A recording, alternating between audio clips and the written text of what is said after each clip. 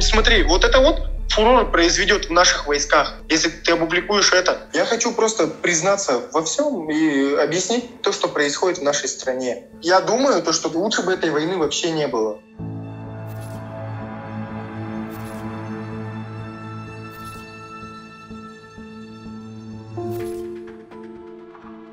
Für unabhängige Journalisten ist es praktisch unmöglich, im Ukraine-Krieg an russische Soldaten heranzukommen und sie zu befragen. Eine, die das doch geschafft hat, war die russische Journalistin Jekaterina Fomina.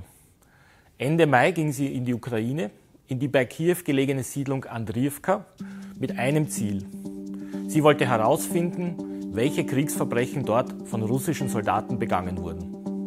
I was talking to people, asking them questions in order to prove war crimes. Then I went to UDOTS and asked them, did they remember maybe some faces of Russian soldiers? So I was so surprised. Then Tatiana told me, yeah, I even had their photos. And she said that this phone was stolen by Russian soldiers at the very first day of the occupation. After Russians were gone, this phone was found. There were 25 photos made by this guy. Dank dieser Fotos machte Fomina die Personen ausfindig. Als sie die Männer jedoch über ihre Social-Media-Accounts kontaktierte, hatte sie kaum Hoffnung. I simply called these guys without no hopes, without no expectation. I simply was calling them in order to write down that we couldn't reach these guys. I really had no clue that these guys would answer me. Einer der russischen Soldaten, der dennoch antwortete, war Danil Frolkin. I was pretty sure that these guys are monsters because all Ukrainians in Andriivka and other villages were telling me they were killing, they were raping, they were stealing our stuff. Doch zu ihrer Überraschung sprach sie nicht mit Monstern. Im Gespräch wirkten die Männer eher naiv und verloren. So it's such a pain for me to realize how these young guys became so stupid and so aggressive. Danil Frolkin, he's from a really poor and really awful family with awful background because his mom is alcoholic, so she had some problems with law. And after all these sides and angles come together, you realize that, okay, these guys are still war criminals, but at the same time, they're still human beings, and I'm all for to see them in Hague after all this ended. But at the same time, I'm against of lynch court and I'm against of, killing them. In einem Dokumentarfilm gibt Fomina tiefe Einblicke in die Psyche dieser jungen Männer, die völlig unvorbereitet in den Krieg geschickt wurden. I don't want to, to find any excuses, but he's super young. He was 20.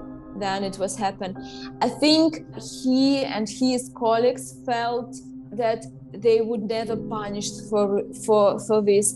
First time in these lives, they felt such a high level of freedom, of, we can do whatever we want because previously all they used to live with their mothers, so they need to serve mothers' orders, and then they go to college, then to army, so they never see any sort of freedom, free life.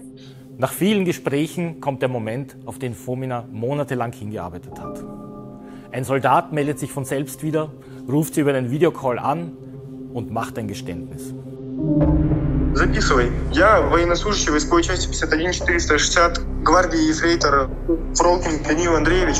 Признаюсь во всех преступлениях, которые я совершил в Андреевке, о расстреле гражданского населения, об обворовывании гражданского населения, об изъятии у них телефонов. И я хочу заявить то, что, пожалуйста, примите меры к наказанию тех командиров, Амурбеков Азатбек Асанбекович, гвардии полковник, гвардии подполковник. Es ist das erste Mal, dass ein russischer Soldat Verbrechen gegen die Menschlichkeit zugibt. Die Erzählungen und detaillierten Angaben von Daniil Frolkin wurden überprüft und sie stimmen mit Zeugenaussagen und mit dem Kriegsgeschehen überein. And after the story published, many other soldiers started to communicate with stories with me directly, and they told me, yeah, we realized why Daniil was ready to talk, was ready to confess, because we have no one to talk about these horror things we've seen during this war. Because we don't want to traumatize our families, our young wives, our mothers, and share all these awful things. Obwohl Fomina Russin ist, wurde sie bei ihren Recherchen in der Ukraine von der Bevölkerung nicht angefeindet. Doch mit diesem Film besiegelte sie ihr Schicksal. Fomina hat ihre Familie in Russland zurückgelassen und sich für ein Leben im Exil entschieden. This story means a lot to me, to my personal inner world. It was my decision, really reflected decision, to put my name under each article. For me, this story is the smallest thing I can do for Russians, for Ukrainians, for any other people from different nationalities. Und auch das Schicksal von Daniil Frolkin, des ersten Soldaten, der so offen Kriegsverbrechen zugegeben hat, scheint besiegelt. Daniil decided to stay in Russia, so it was his decision.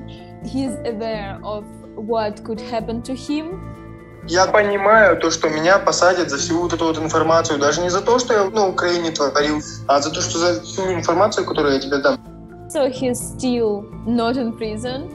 He said that he wants to see his mother, if anything happened, just in case, in order to say her goodbye.